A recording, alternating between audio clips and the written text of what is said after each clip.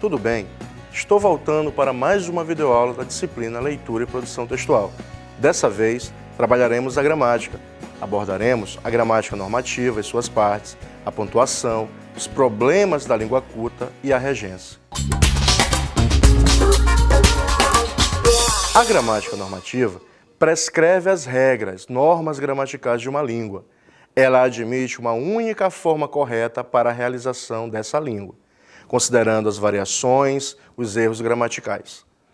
Atualmente, é muito criticada por estudiosos do tema, pois já se admitem outras gramáticas como a descritiva e a gerativa. A gramática normativa toma como base as regras gramaticais tradicionais e o uso da língua por dialetos de prestígio como, por exemplo, obras literárias consagradas, textos científicos, discursos formais, etc. As variedades linguísticas faladas são tratadas como os desvios das normas, até que sejam dicionarizadas e oficialmente acrescentadas às regras gramaticais daquela língua.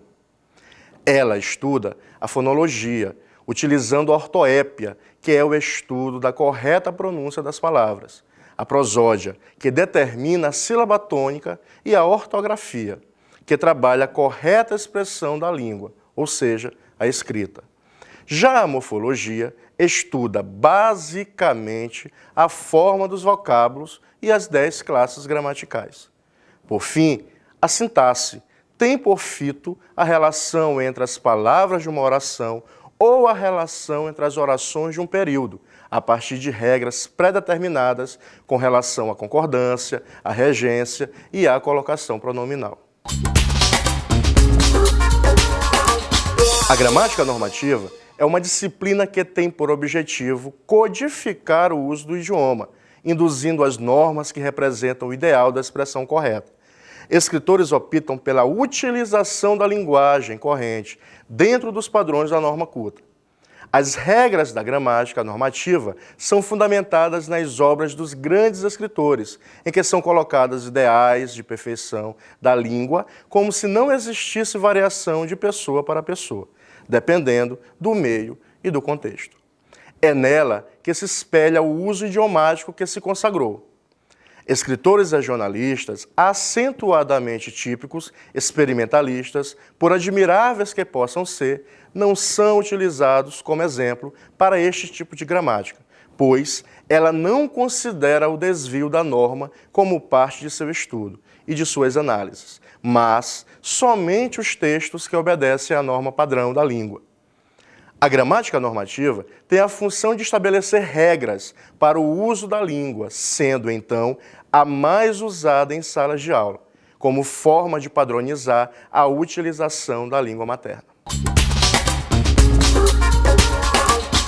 Focaremos agora a pontuação. Ela serve, na escrita, para reproduzir os vários recursos da oralidade. São 10 os seus sinais: a vírgula, o ponto e vírgula, o ponto de exclamação, o ponto de interrogação, os dois pontos, as aspas, o travessão, as reticências e os parênteses. Um ponto importante é que os sinais de pontuação servem para marcar pausas, a vírgula, o ponto e vírgula, e a melodia das frases, a interrogação e a exclamação. A vírgula indica uma pausa de pouca duração, sem finalizar o enunciado. Ela é utilizada na quebra da sequência lógica dos termos na oração.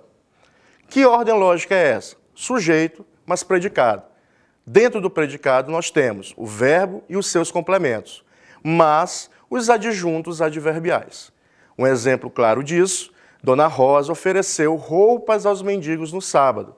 Daí a presença da ordem lógica. Não poderemos colocar nenhum sinal de pontuação nesse elemento. No sábado, Dona Rosa ofereceu roupas aos mendigos. Nesse momento, temos a quebra da oração. Em expressões explicativas, isto é, ou seja, ou corretivas, ou melhor, quer dizer. Exemplo: o pastor ministrou a missa, ou melhor, o culto. A garota trouxe tudo na pasta, ou seja, os documentos do pai. No primeiro exemplo, temos uma expressão corretiva, já no segundo, uma expressão explicativa. Para separar o aposto e o vocativo, Carlota, advogada do assassino, o inocentou. Pai, afasta de mim este cálice. No primeiro exemplo, temos um aposto, já no segundo, a presença de um vocativo. Para separar adjuntos adverbiais intercalados e antepostos. No velório, todos choraram. Ou todos no velório choraram. Para omitir uma palavra, geralmente um verbo, na frase. O meu pai era paulista, meu avô pernambucano, o meu bisavô mineiro, meu tataravô baiano. A vírgula está substituindo o verbo ser nesta música de Chico Buarque. Casos em que não utilizamos vírgulas, entre o sujeito e o predicado, entre o verbo e os seus complementos, e entre os complementos e os adjuntos adverbiais. Ponto e vírgula. Marca uma pausa mais longa que a vírgula e mais breve que a do ponto. O ponto e vírgula é utilizado para separar orações coordenadas que formam antíteses. Muitos trabalham, poucos vencem. Uns dormem, outros acordam. Para separar os itens de uma enumeração, como, por exemplo, fazem parte do comércio de São Luís, a loja Gabriela, o Paraíba, a Liliane e a insinuante. Para separar orações coordenadas que são quebradas no seu interior por vírgulas. O corpo é sombra, é transitório e vai-se. A alma é luz, é permanente e fica. Já os dois pontos marcam uma suspensão da melodia para introduzir algo importante. Os dois pontos são utilizados para iniciar a fala ou citação de uma outra pessoa. Exemplo, de dentro da caverna ouviu-se um grito: salve-me, por favor. Iniciar uma sequência que explica, esclarece uma ideia anterior. Descobrir a grande razão da minha vida, Deus. As aspas são utilizadas para indicar citações. Exemplo, disse Pelé: depois de mim, só Romário possui o 1000º gol. Serve também para indicar algum tipo de gíria. Ei, pessoal, vamos jogar uma pelada? Serve para destacar palavras com sentido irônico. Juliana era uma garota inteligente. Abordaremos agora alguns problemas comuns na língua culta. Iniciaremos com a utilização dos porquês. O porquê junto e com acento é um substantivo e aparecerá após um determinante. Artigos, pronomes e numerais. É o único que vai para o plural. Como exemplo temos: não sei o porquê da sua falta, ou existem 4 porquês. Já o porquê junto e sem acento é utilizado para explicação. Poderá ser substituído pela expressão pois. O aluno não foi ao clube porque choveu. Já o porquê separado e sem acento poderá ser utilizado em 3 situações. Na primeira, perguntas no início de frases. Já na segunda, no meio de frase equivalente a pelo qual e suas variantes. No terceiro caso, colocando após este porquê subentendidamente a palavra razão. Exemplo: por que razão você não veio hoje? Esta é a casa porque me interessei. No último exemplo, o porquê pode ser substituído por pela qual. Já o porquê separado e com acento é usado em perguntas ao final de frases. Não veio hoje? Por quê? Outra questão a respeito das palavras que são utilizadas com uma dúvida. O a sozinho e o a com H. O a sozinho indica tempo futuro e distância. Daqui a 6 meses é o Natal. De São Luís a Pinheiro existem 240 quilômetros aproximadamente. Já o a com H indica tempo passado. Há 3 meses não a vejo. Detalhe importante, não utilizaremos nunca há 3 meses atrás, porque há e atrás indicam passado. Ou você utiliza há 3 meses, ou você utiliza 3 meses atrás. Ao invés de e em vez de. Ao invés de pode ser substituído por ao contrário. Ao invés do que se falou ontem, choveu bastante. Ou seja, ao contrário do que se falou ontem, choveu bastante. Em vez de significa uma simples troca. Em vez de cantar, preferia compor. Onde e aonde. O onde é utilizado para lugar e verbos sem movimentação. Onde está o livro? Já o aonde é utilizado com verbos indicadores de movimentação, como caminhar, ir.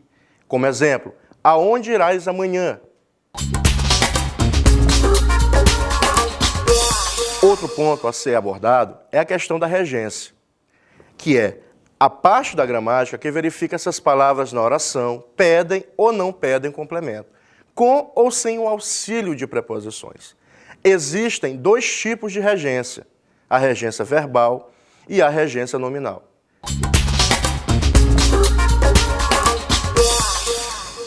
Abordaremos agora a regência de alguns verbos. O verbo chegar exige a preposição a e não a preposição em. Cheguei ao colégio e não cheguei no colégio. Já os verbos morar e residir exigem a preposição em no seu complemento. Exemplo, moro no condomínio Safira, resido no condomínio Safira. O verbo namorar, por sua vez, pede o complemento sem a preposição.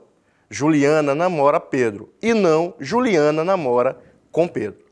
Já os verbos obedecer e desobedecer pedem complemento com a presença da preposição a. Os filhos obedecem aos pais ou os filhos desobedecem aos pais. Já o verbo ir exige as preposições a e para no seu complemento. A preposição a é utilizada no sentido de não demorar, de você ir a um local e voltar rapidamente. Por exemplo, fui ao banco.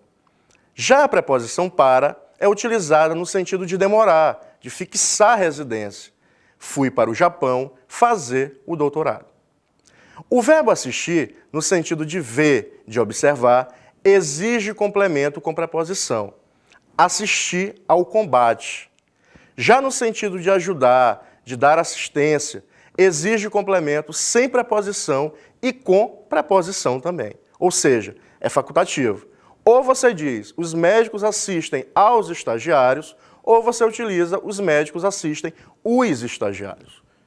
Já no sentido de morar, de residir, exige complemento com a preposição em. Dilma assiste em Brasília, ou Dilma mora, reside em Brasília. Já o verbo aspirar, no sentido de cheirar, sorver, inspirar, exige complemento sem preposição. Por exemplo, a namorada aspirou o perfume do namorado, ou seja, ela cheirou o perfume do namorado. Já no sentido de desejar, de pretender, exige complemento com a preposição a. Os alunos aspiram ao vestibular. Na próxima aula, trabalharemos a leitura. Bons estudos e até mais!